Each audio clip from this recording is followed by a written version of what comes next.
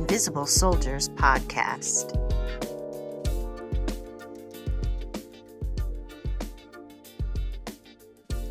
Welcome to season 3, the kickoff of the Invisible Soldiers podcast. I'm Corey. I'm Rebecca. And we're your go-to podcast for Black conversations in advertising. Today, we're happy to welcome a dynamic young photographer and director. Although she's photographed A-listers like Adele, LeBron James and family, Snoop Dogg and Dr. Dre, she's really looking forward to using her voice to tell new stories. Raven B. Varona, welcome to the pod. Thank you. Oh, what an opening. Thank you, guys. Thank you so much. I'm so excited. How are you feeling today, and where are you calling us from? Honestly, this was something I was looking forward to today. I feel like obviously the week started a little crazy and a little dark. I'm calling you guys from LA. So the first couple weeks of January, I would say, have been a little tumultuous. It was not, I told myself in December, I was like, I'm going to go into January like soft start. I'm not going to push like new year, new me. I'm going to like be intentional and like take it easy. And I think January for the world has been so crazy, specifically for LA, with like the fires, and then from the fires leading into the inauguration. So it's been a lot and very heavy, but I am in good spirits. I'm safe. I feel blessed. I feel like the people around me, I think the last few weeks have really shown how community can show up for each other, and it feels very empowering. And in a weird way, it's very inspiring in the darkest times to see that like we're all very human and want to show up for each other. So I am just trying to focus on that positive and you know, just kind of push through, because it's been a little crazy to say the least. True. I'm gonna ask the first question. Are you taking pictures? Are you taking pictures right now of like everything that's happening? So no, but I'm gonna give you a couple of reasons why. Yeah. One, I have like I think that I like to operate from a place of joy with photography. That's kind of always been something for me. I don't even want to say that I like to romanticize the world, but like I think even with my I do things that can be very documentary in style, but very rarely do I feel like I want to be on the front line sometimes, which I think that's something I know about myself and that I own, because I think I've had these moments in life, which we'll probably talk about, like what's my niche, what do I want to shoot, and like a lot of times when I'm present in moments that feel so heavy, even though they're historical, I feel like I don't even want to pick my camera up. I'm almost like, what's happening? How else can I help? But I think that the whole time I've been like, okay, so much has been lost in these fires, with people losing their photos, their family albums, their memories. So my thought process of picking up my camera is like, how do I then show up for them later? Right. So I've offered a couple families like free family portraits when they like get situated and they figure out their housing. I have a nonprofit called Best Side, and we've been figuring out ways to like show up for all the creatives that have lost their stuff. And like, so I think that's where my brain goes, is like, how can I then use my camera to bring joy? I think I have taken a few photos like on my iPhone and stuff, but it was so like, I didn't even know what to do. Like, I felt like I was like, this is so insane. And like every single moment, because it was still far enough where I wasn't so close, but I could like kind of see it from my window, that I was just like, I didn't even know what to think. And it's funny because somebody messaged me on Instagram and they asked me the same question, Corey. And it was the first time I thought about it. I was like, I haven't even picked up my camera. Like the first time I picked up my camera was yesterday, and it was because I was like starting a new personal project. And I was like, I can't believe it's 21 days into January and I haven't picked up my camera. That's so wild to me. So it definitely, I love when people also ask me that, because it makes me even think about it. Because I think when you're working, when photography became my job, I definitely had to tell myself, like, I need to start just picking up my camera for all moments, because those end up being some of the things that I love the most. But I had it. So now I'm like, what am I going to do? That's interesting. I think that, and we definitely want to dig into your past, but in terms of like the now, I work at an agency that's in LA. Hello to my WI family. I love you. You're the best. And it has been difficult, I know, for them and for all of us across the nation to get in the task of doing the jobs right now, knowing that things are so heavy and weighing on us in ways I think that we haven't felt before. And I hate to take this left turn, but I think it's probably a good time.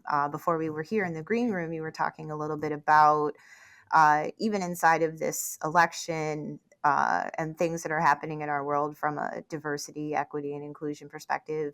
Us sharing with you how our podcast got started and being able to pave the way. I'm curious because you are a little bit younger than us.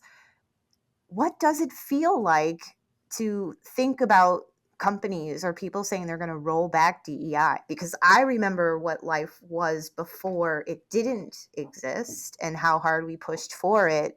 But I'm curious about, to your point earlier, you were born in the 90s, so you came into this world where it felt like the possibilities were endless. How do you feel right now? Um, Honestly, also great questions. I love this. Sorry.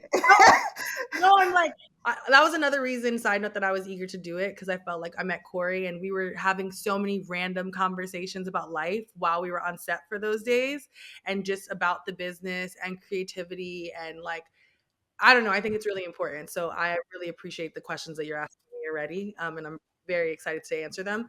I have so many mixed feelings. I think and I think we're all having the conversations together, right? Like I have friends in all creative walks of life, multidisciplinary artists, photographers, directors, videographers, um, people that work at agencies, project managers, creative directors, art directors.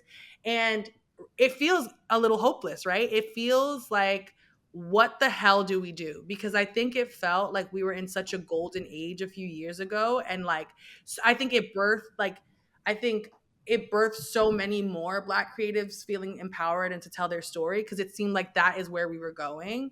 And then immediately now it feels like it's being stripped back in such a quick way that it's almost like, well, now what? But I think at the same time, the thing I always think about as a creative is that like, being creative never stops in a revolution, right? Like in all revolutions, we all have roles, right? Like I am not the strongest soldier in that world, but I am an artist. And I think artists play such a pivotal role in history and in revolutions and in like empowering people, making people feel seen. And I think even with social media being like our voices in a way being silenced or stripped down or censored, we then have to be creative in how do we communicate and how are we progressive with our stories, because regardless we have to tell these stories, right? So how I think we're constantly now, fighting the fatigue of being exhausted by it, but also like being empowered by it, because I think we're tired. Like it's very exhausting already to me to like find your inspiration, be creative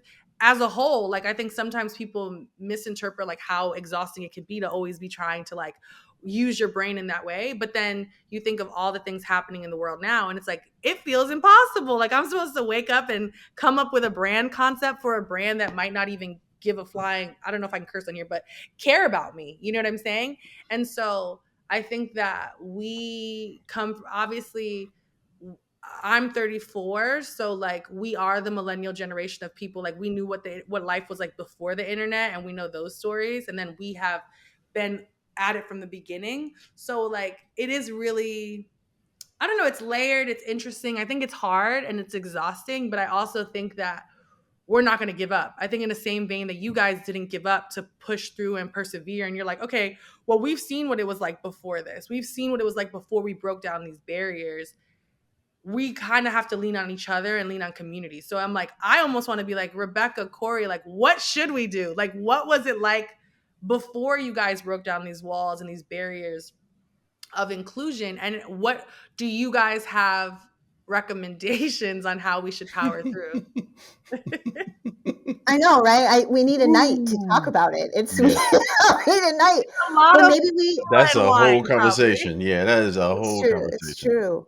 Um, so we're going to have that conversation, everybody, at a later date, and Raven's going to be with Absolutely. us We'll to bring help Raven back. We'll facilitate have the a bunch of conversation. I would we'll love have a bunch of people get us for a that one. whole round. We need a whole round table of like Absolutely. 20 of us Absolutely. of all generations, kind of like a town hall meeting of like, what do we do? You've been here. We're here, and there are people that are gonna get here, right? Because my fear also is like as I get older and like we want to set the precedent and help, the younger generation really has no hope, right? Are they, I feel like they feel even more hopeless, you know, because I'm like, well, you're coming into something that feels even more devastating. I think I've always had like, you know, we've had glimmers of hope, right? So it's like, how can we push through? But it's scary. Yeah. So maybe we take it back. I would love to hear where you're from. I know you're in LA and working through that, but where is home and your original OG story? Where does that start? Yeah, of course. Home for me is the Bronx. Hence, like, well, my middle initial is B. My name is Raven B. Varona. The B didn't stand for anything. My mom just gave it to me, but I tell people that, you know, and the B is for, is like for the Bronx, for being black, all these things. But I am from the Bronx, born and raised. I lived there my whole life till I was 29. When I was 30, I moved to LA. So I've lived here for almost 5 years. But I think everything about, I tell people now, I'm like, I live here, but I'm a New Yorker. And I'm like, how long can I still say I'm a New Yorker? Like forever, you know? But I think my whole creative identity and foundation is from being raised in the Bronx. I lived in the same apartment my whole life, just me and my mom, grew up in the same neighborhood. I went to NYU, but I commuted there. So the Bronx was still always the base, even as I entered all the other elements and discovered New York. I still am like, that's why I always tell people, like, where are you from? Like, I'm from the Bronx, you know, because I feel like it's very specific. And growing up there is like this insane melting pot of race and class and culture and identity. And like, just, I think it's very, the struggle there is still very human. So I think that that really shaped who I am, and also forced me to romanticize life. You know, I think a big element of my creativity is romanticizing grit and struggle and passion and perseverance. And what does it mean to like go after your dreams and be passionate and be happy and also just like be human in community. So I think it's why I love photographing people. I am a portrait photographer. I do, like, I think I shoot like landscape and other things for fun on when I'm bored, but like the core of me is photographing people. And I started photography in high school. I went to the high school for math, science, and engineering at City College. I thought I wanted to be an architect. We had to take elective class. So I took photography because it was the first year there, fell in love with it, was a little nervous to take it in college because I think at the time it was like, you're not going to, you know, go to this crazy school for art, which I don't regret because I think, so I took media culture and communications where I learned a lot about advertising and marketing and how you tell stories through photos. So I think it did help me in a creative way. But I went there for 3 years. I dropped out transparently because I was shooting concerts, shooting live shows. I was like working at Urban Outfitters, shooting events, shooting my friends. And so I was photographing all this stuff and staying out. And I was just kind of like, I don't want to go to school for advertising. I really want to do photography. And I really, at the time, wanted to work more because like my mom was like starting to get sick. And I was kind of like, I'm becoming head of household. And so I decided to drop out of school. I still was doing photography as like a hobby and like a side job. And then at 25, I was just like, I need to commit to this. Like at that point, I was like, I am not wasting, but imagine all the ways I could grow with photography if I like fully just did that as my career. So I quit my day job in 2025 and I have been working for myself. I mean, in 2015, and I've been working for myself. July makes 10 years.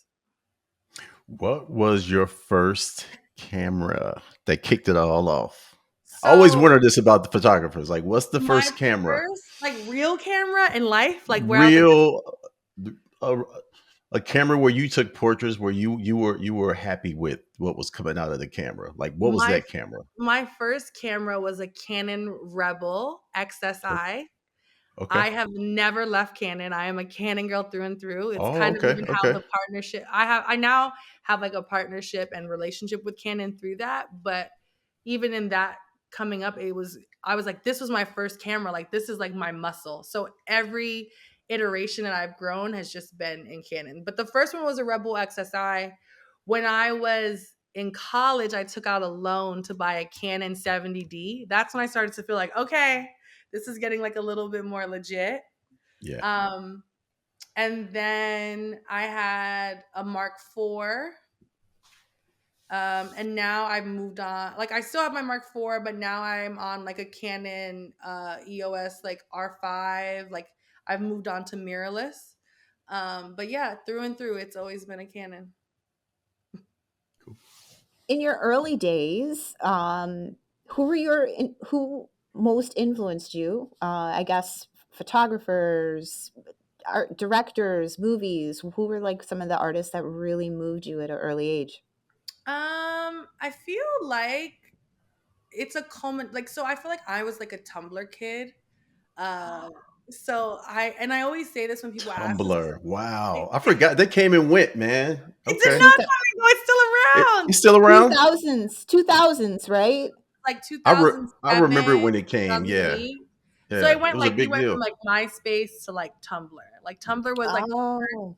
you make your kind of site, your expression of photos, like how like I would share all my like concert photos and all those things. So I have to kind of think about who inspired me, but I will say overall it was like very community driven. It was my peers. I felt like all the people that like we all kind of came up at the same time. Like we were all like at Sway and Santos Party House. And so it was just a bunch of other kids I felt like that were shooting and people starting blogs. And like it was like a culmination for me of like everybody that I still kind of know, you know?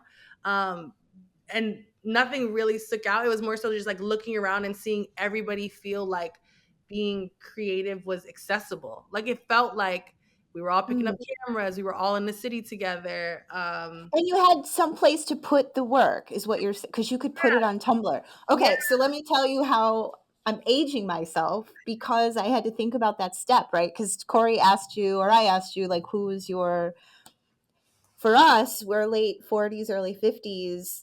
If I knew a photographer, to have seen their work was not accessible. So then, like, you're talking about people that are museums, books, things like that. It is quite the notion that you talk about this community that you've built based on the work that you've shared with each other, and the experience that's happening like from a digital perspective, because I think that, to your point about what's accessible and kind of bringing it back to like movement forward, is that like you can't put your art back into the box. Like it must move forward because it's here. So like here are the platforms.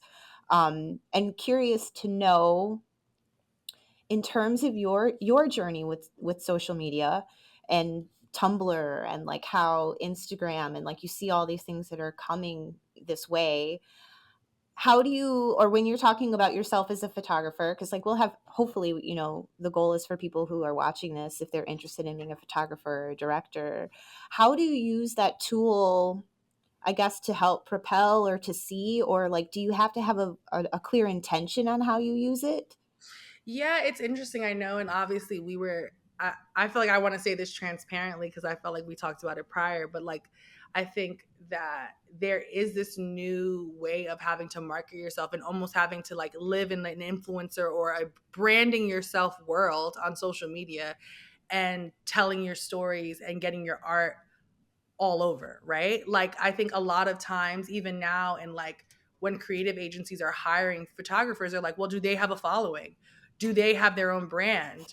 Does like, do you have, do we have our own deliverables when we do projects sometimes, right? It's like, are you like for me, I think building my like so much of who I am is a part of my work, right? So the first thing I will say is like I always tell people like I know your best side, I know your best side. Like that's how I name my foundation. That's a phrase I've coined for myself Oh, got it. because when I think about my work, I think that it's intimate. I think that it's feminine. I think it's bright and it's colorful. But I want people to feel like when you look at my photos, I knew this person. Like this story I'm telling, I had a front row seat to, right?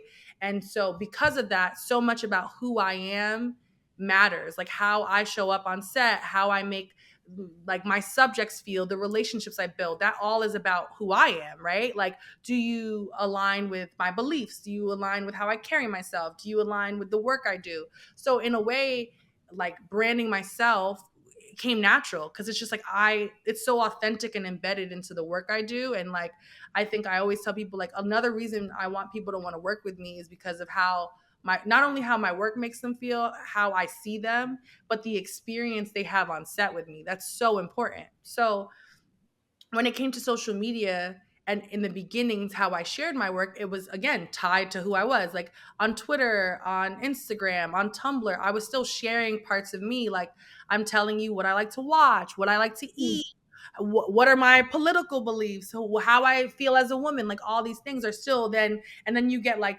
photos I've taken of a concert or like a photo shoot I did, and then I always want to tell people the why. So all those things you then start to just naturally, I feel like for me, brand yourself. So as social media started to evolve and the idea of like an influencer, I'm always like, and I told you this, Corey, it's like I don't consider myself an influencer, but I do believe I have influence as a photographer and a director, and I think that's important, right?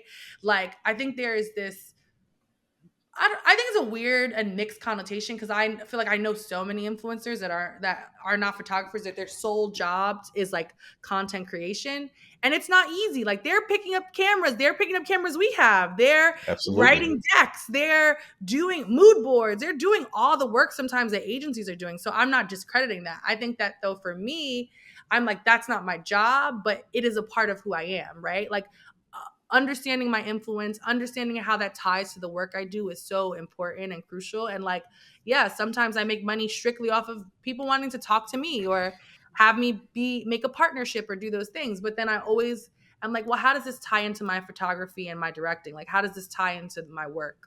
So I don't know if I answered your question because I feel like I started to go on a tangent, but No, you did. You did only because, and I know Corey has a question next, only because, again, selfishly, like as I'm moving through social media and trying to figure out the best way to use it, I remember in the early 2000s, someone coined this term. It was like digital native versus like a digital immigrant. And like, I mean, I know you're in your mid 30s, but like there really was like a black and white television in my house, right? So it's like the idea of Tumblr, my daughter was on Tumblr, but like there must have been a little bit of a gap because I went from MySpace to Facebook. I never got into Tumblr. And yeah, like my daughter is 21 right now. She lives in Brooklyn. She's in school for mass communications or whatever. I love her. She's doing great. But thinking about how you share your work, right? Because like I'm thinking about like Gordon Parks and like, and having to go to see his work here, or like a class I took at this university, and like the tangible experience around photography. I Well, think is even take a step further into our era, right? When I made a commercial, I couldn't post it anywhere, oh right? right. So my self-worth was coming directly from one or two people that I reported to, right? yeah, I couldn't know if I did it, if I did something good other than like hearing whether my friends liked it or family like, but they, they just support me. Whereas it's interesting because you had an outlet that allowed you to receive that and kind of verify your theory that you thought you were good, right? Like, yeah. so there had to be work that you put up that just everybody loved it and went crazy about. And that kind of had to help you push you forward in a way.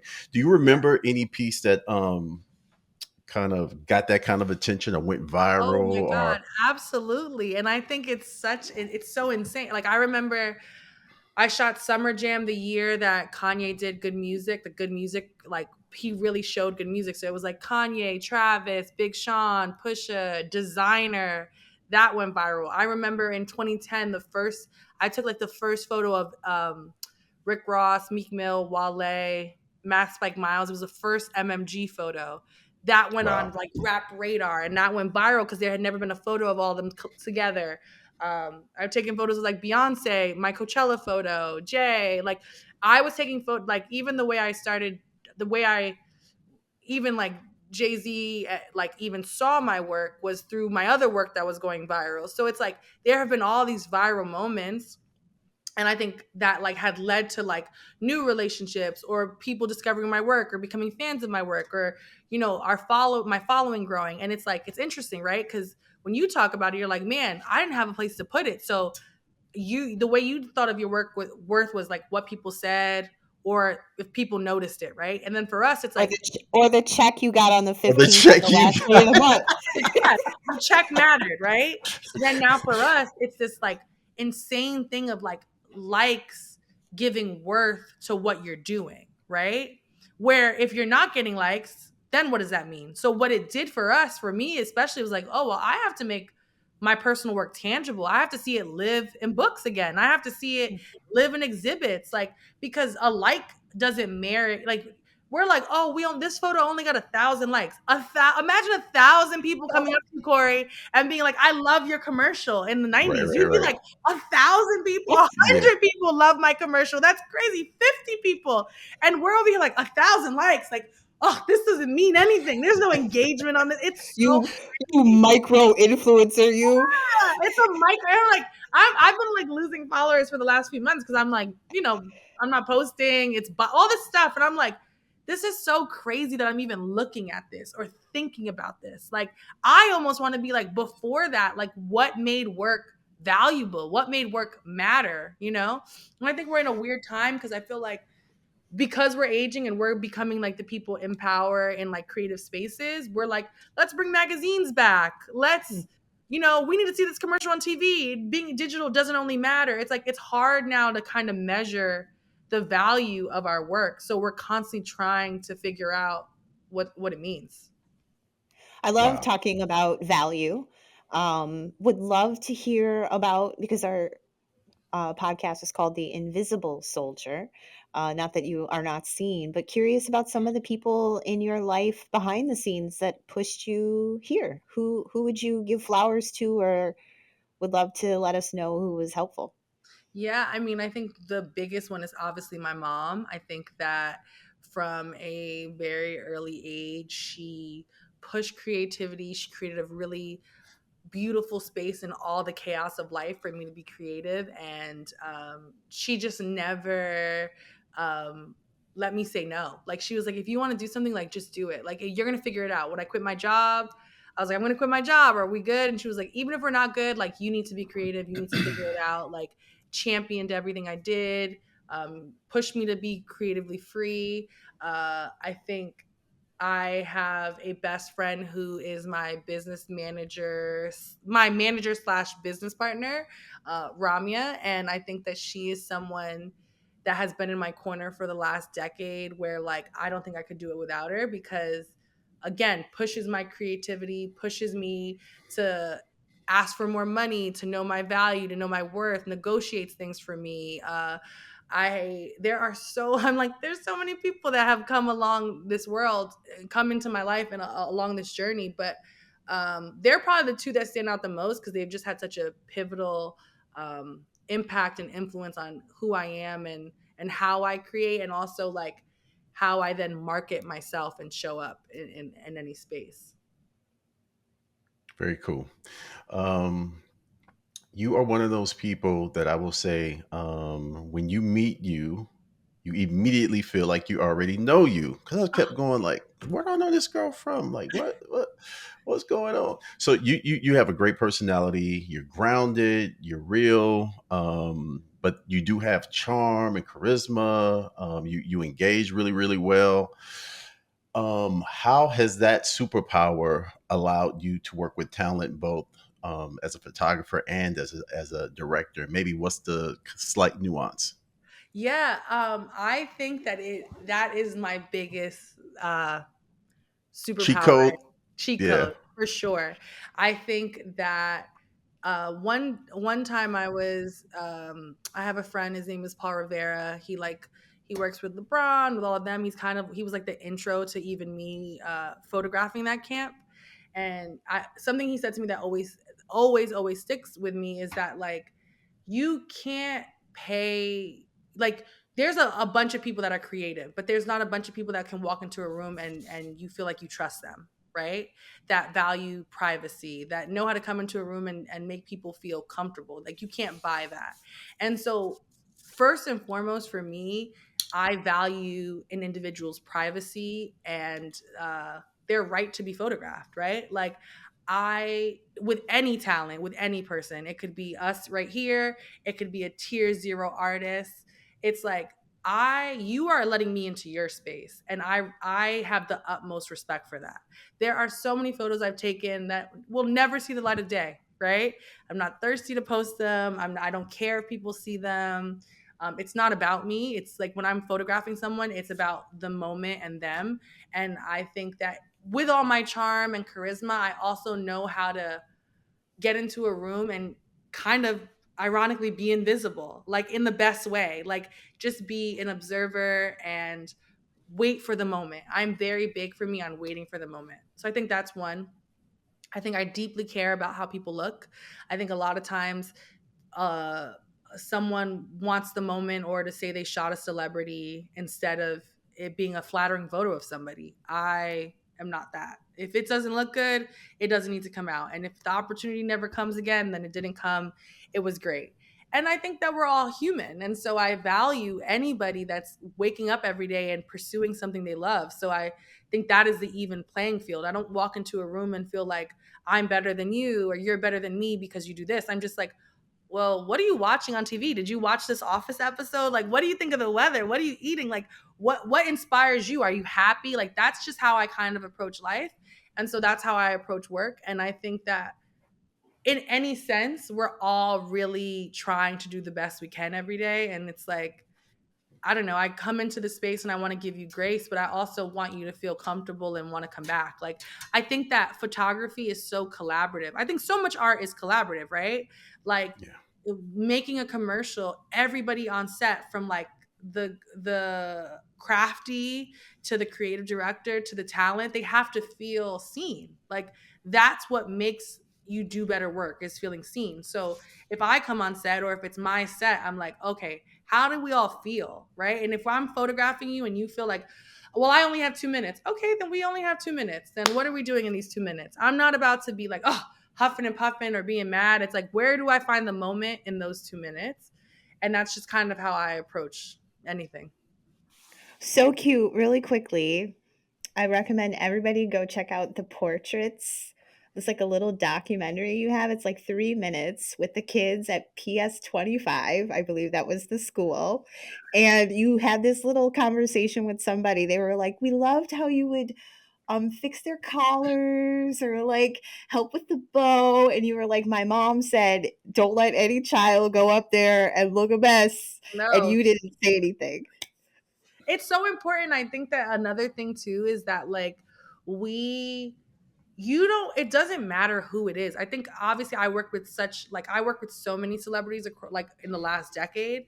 We're all insecure, we all are nervous, we all are trying to make sure we look good or like we feel good, like, and people need direction. I think that was like the transition for me from being a photographer to a director as well, is that like you still got to give direction, right? Understanding people, understanding that like you might have to tell somebody how you want them to evoke this feeling. How does this feeling look to you? Like, and no one is like, people want that. They want to hear like, oh, I love when you moved your hand this way. I didn't like this.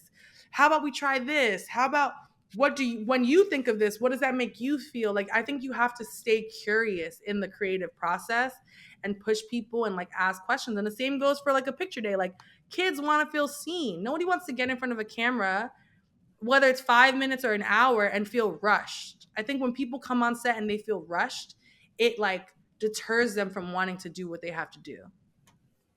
Yeah. Agreed.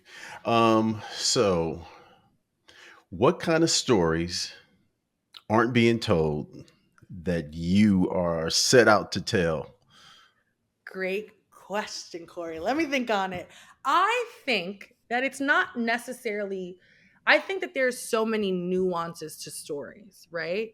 And to me, I mean, yeah, there are overarching themes of stories that we have, right?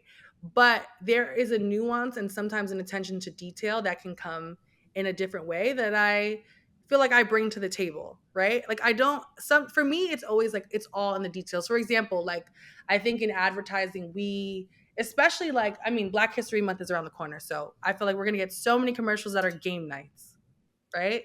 Like we think game night, which is like it is our to me it's a universal thing, right? This is what especially when you get to a certain age is like okay, we're going to game night. But it's not only spades. It's not only dominoes. It's not only like you know what I'm saying? I think that there are so many nuances to watching people. Like it could be charades. It could be it could be how we come into the room. It could be how we play spades. It could be how you pick your partner on spades. It's not just about playing spades or just playing this game. It's like there are so many other details within that sometimes that I think that not that we miss, because I think there are people telling them, but I think when you get to these bigger agencies or these bigger brands that are mostly white, they just think this and that's it. And they simplify it. So for me, when it comes to stories, and I'm just using the game night example, because I think it's a really universal Black story we tell. It's like, okay, well, let's tell all the iterations of that. Let's see it in a different capacity. Let's see it as a one take. Let's see it with a bunch of women that play. Let's see how older women go and play bingo. Let's see like the generations of a game night. Like what does game night look like when you're 5? And what does game night look like when you're 60? And how does that transcend with a brand or with something? It's just like there are layers to it that I think we can still pull back and tell and make it fun and new and fresh. But I think a lot of times, and it goes to the point of like diversity, the people that at the top that tell the story are like, oh, well, it's just this. Or we only have to tell it this one way, you know? Like with hair, there are so many stories to tell about hair. So many. But you wouldn't understand it unless you lived it. And there's a nuance to it. And I don't know. I just, so when I think of stories for me, I'm always like, okay, we're going to tell very similar stories. But like, what is the detail that I can bring that we might not have touched upon?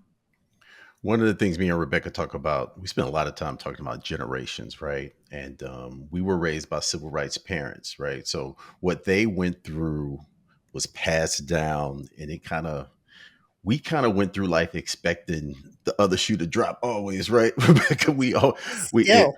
and I think we were also taught to grit our teeth a lot and like not complain, to just deal with it, right? Yeah. And I think from your generation, one of the things that we've both learned a lot is there's a sensitivity there, and I think it's a you know it pops up in the memes when people try to make fun of, but I also think there's a artistic sensitivity that I'm seeing pop up in the work from millennials too, right? You guys do see the world different. There's a maybe a hopefulness, but also I think the way you empathize is a lot different than maybe the way that we did. Mm-hmm.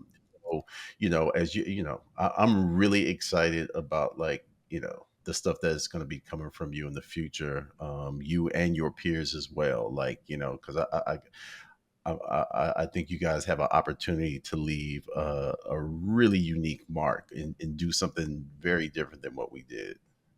Well, I I think, agree. And not to cut you off, because I'm also curious for us, like when the Matrix came out, like all of this like apocalyptic kind of a thing, the stories visually, it only went so far, even as far as the stories that they've told us about technology. Like this the Jetsons is as far as technology is in our true like collective consciousness, right? Like we've got we thought we things in our hand. were in cars. I mean, other than the flying cars, though, we work from home. Food isn't real. Like all it, like you've got this thing in your hand that you can do all these different things.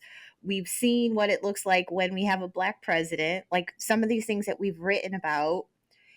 What I know for sure is that the future is in our hands. We push for what's next because when the opposite team, the ones that now have the seat, they push backwards because that's they wrote their manifesto hundreds of years ago and they're still trying to make it manifest.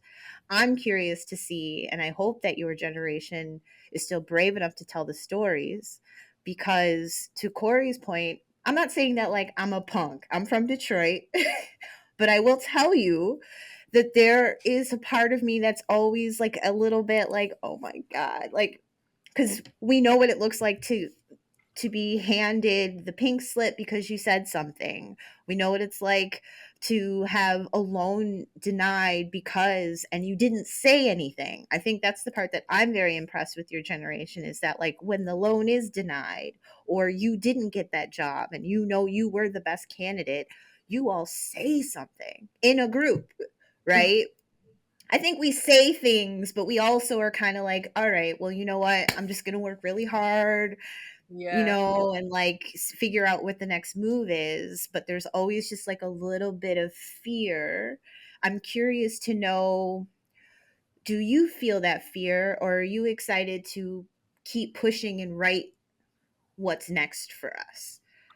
I think that we got to give you guys credit because I do think that even in your fear, right, you made hope for us, right?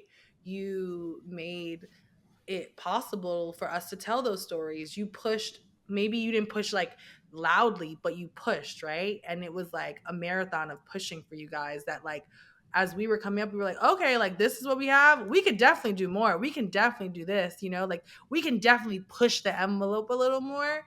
And so I think that there is fear because it kind of feels in one breath, it does feel insane the lengths that these people are trying to go to silence us and to take steps back.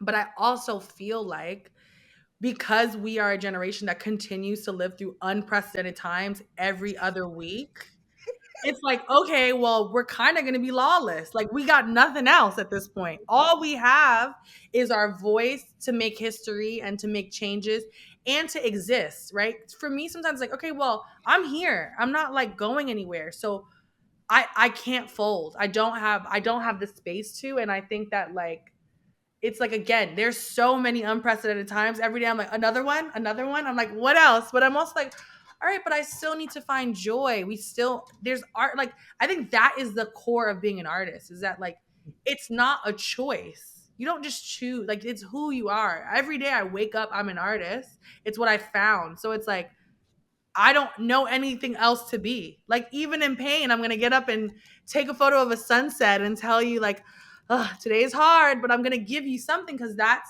how I make sense of the world is through art. So I think that there is a generation of us, so many artists and creatives, and like this is the only way we know how to do things. We cannot let them like distract us from that, and we have to find ways to push through because it's like, okay, to your point, like you've seen this, right? Our grandparents have seen this and we're still here, we're still in existence. I think it's why there's so much fear around us being so powerful is because like we're so powerful when we're working at our highest level and really believing in ourselves and not distracted that like they become so small, like hate and all that becomes so small because it's like it doesn't, why does it even exist? So it's almost like we have to even get louder and not be distracted, which is why again I think we do try to lean into like some of the things you guys did of just like getting offline and having our art live in the real world and telling those stories in the real world and seeing like what can transpire. Absolutely. 2025. What's next for Raven? Well, like last year, all of December, end of November, I worked on my first feature film with a friend of mine. He's a Oh director. wow. He directed and wrote this film. He told me about it. Uh, I resonated with it. It's all the things we're talking about. It's a heist movie, but it's also just about being human, and the lengths will go for like generational family fortune. And so I decided to come on board as a first time. I've never EP'd a film before and EP it. So we're working on that and trying to get that to the finish line and get it done. And then I'm writing my own film that I've been writing for a little Nice. while. So that's Oh, she's a writer too. Sure. And just I mean, I'm working on a personal project with photography, about motherhood. But I'm just trying in a directorial space to get like into commercials, into getting into more long form commercials, music videos, just being able, like I said, I think with photography, like I tell stories, but there is something about seeing that story in film and it being long form and how someone can sit with it and resonate with it in the same way as a photo that like just is really near and dear to my heart, and I think the next space for me as a storyteller. So I think figuring out my own blueprint of like, how do I show up and do photography and direct and do them at the same time and tell that story across all forms of like mixed media. Yeah. And then growing my nonprofit Best Side, which is about fostering and empowering kids in low income areas with creativity, because I don't think that creativity should be a luxury. And I think one, being creative and education go hand in hand, and we're losing it, right? Like, we're already losing education as a whole in this country. There's no it's not a priority, and then in that, creativity falls to the bottom with low income kids. So making sure from a very early on age that they are seeing what that looks like. I want, like, they need to learn about ads, and that they can be so many things, right? Like, to be creative, you can be so many things. You can be a photographer, you can run an ad agency, you can be a creative director, you can be an art director, you can project manage creative projects. Like, there's so many ways to teach them that. So we're trying to figure out new initiative and ways to just empower them and show up for them. But yeah, that is a lot. So I'm just trying to balance working in this climate, growing my business creatively, and then working on my personal projects to then like fuel the way of me telling stories. That is amazing. And we want to thank you so much for So joining much. us. Oh, you're Can welcome. you can you tell our community the best way to follow your journey? Where should we look you up? So on Instagram, my name is Ravie B, Ravieb. My website is Raven B Varona, Varona. And yeah, I think those are the main, on those two platforms, you can find all the other things. Well, thank you for joining us once again. Pleasure working with you in person. Oh, Pleasure to spin the block with you and bring you here. thank To you. everybody else out, to everybody out there, thank you for listening to another episode of the Invisible Soldiers podcast. Do us a favor, follow us wherever you listen to podcasts. Peace. Peace.